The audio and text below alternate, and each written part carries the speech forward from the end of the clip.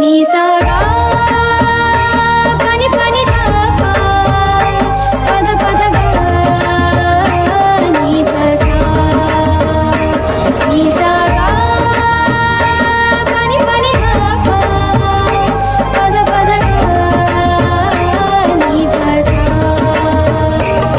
ही गाथा अस्तित्वाची शौर्याची पराक्रमाची ही गाथा अस्तित्वाची शौर्याची पराक्रमाची या मातीमधल्या कणाकणातील मौल्यवान रत्नांची या मातीमधल्या कणाकणातील मौल्यवान रत्नांची कर्तृत्व इथे गगनाला भिडे परिमोल जाणून घेऊ व्यक्तिविशेष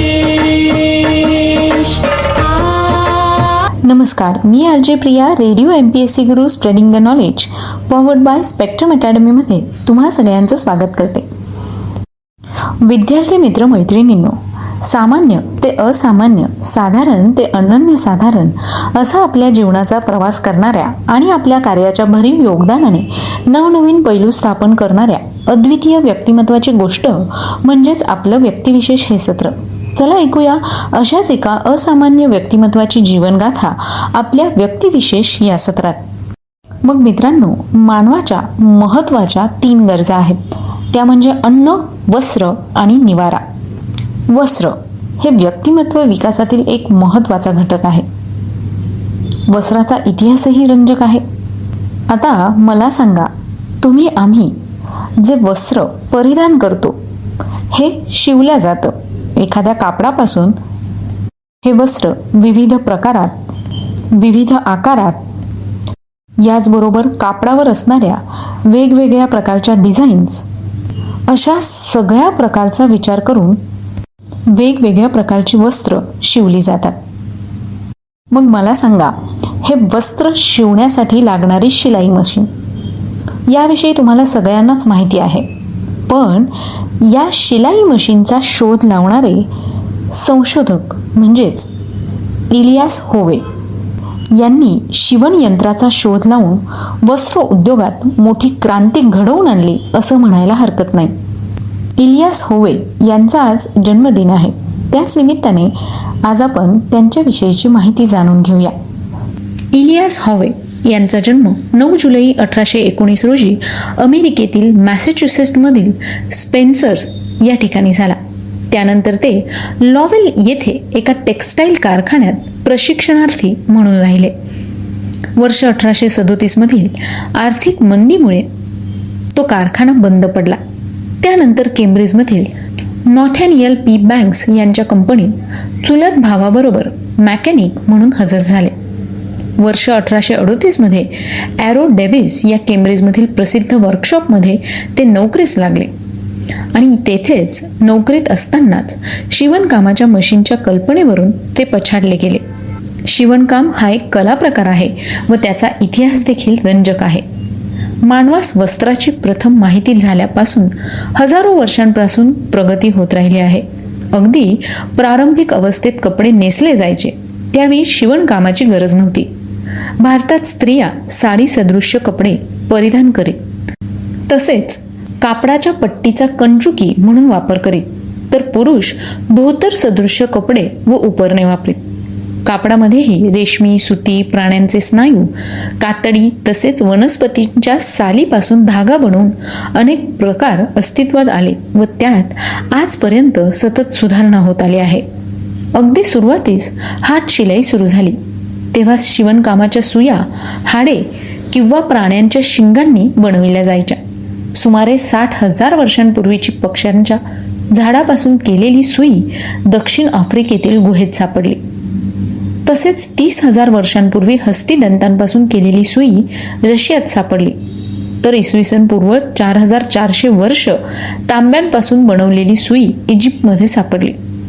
त्यानंतर इसवी सन पूर्व 400 वर्ष लोखंडी सुई वापरात आली.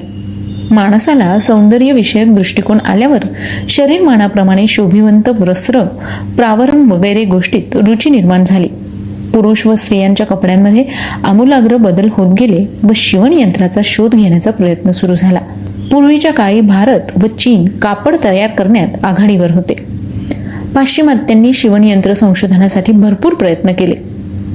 1755 मध्ये ब्रिटिश जर्मन संशोधक चार्ल्स वेसेनथाल तसेच वर्ष 1790 मध्ये थॉमस सेंट यांनी एक मशीन विकसित केलं होतं.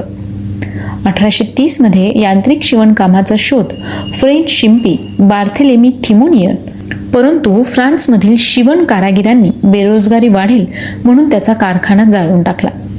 आणि 1834 मध्ये वॉल्टर हंट यांनी अमेरिकेत पहिले शिलाई मशीन बनवले. त्यामुळे सुमारे 80 संशोधक शिवणयंत्र बनवण्यासाठी झटत होते. त्या स्पर्धेत इलियास हावे हे उतरले. त्यांनी यात स्वतःला झोकून दिले.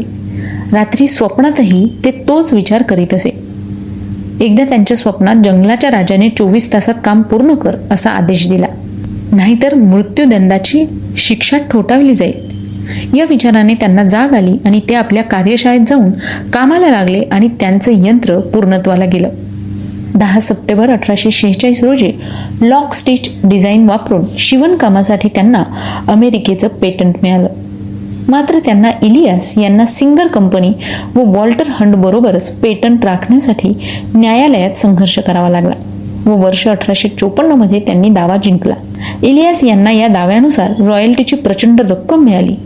ही रक्कम त्यांनी अमेरिकेतील गृहयुद्धात युनिट आर्मीला इन्फंट्री रेजिमेंटमध्ये सुसज्ज करण्यासाठी दान केली. पेटंट मिळवल्यानंतर होवे यांना अमेरिकेतील गुंतवणूकदारांकडून उत्पादनासाठी अर्थसहाय्य मिळवण्यात फारच अडचणी आल्या. म्हणून त्यांचे मोठे भाऊ अमासा होवे वित्त पुरवठा मिळवण्यासाठी ऑक्टोबर 1846 मध्ये इंग्लंडला गेले. अमासा यांनी लंडनच्या विल्यम थॉमस यांना आपले पहिले मशीन विकले होते. इलियास आणि त्यांचे कुटुंबीय वर्ष 1848 मध्ये लंडनमध्ये गेले. तथापि त्यांच्या कंपनीबरोबर बिनसले व ते अमेरिकेत परत आले.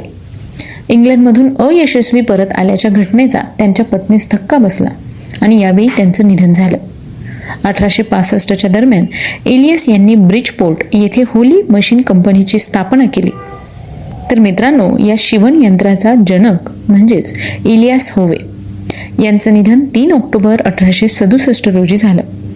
इलियास होवे यांचा आज जन्मदिवस आहे. त्याच निमित्ताने रेडिओ MPSC गुरुकडून त्यांना खूप खूप शुभेच्छा.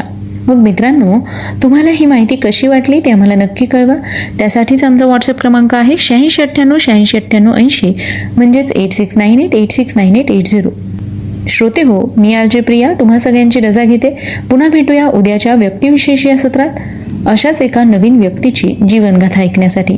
तोपर्यंत सुरक्षित राहा, काळजी घ्या आणि हो, ऐकायला विसरू नका radio MPSC Guru, spreading the knowledge, powered by spectrum academy.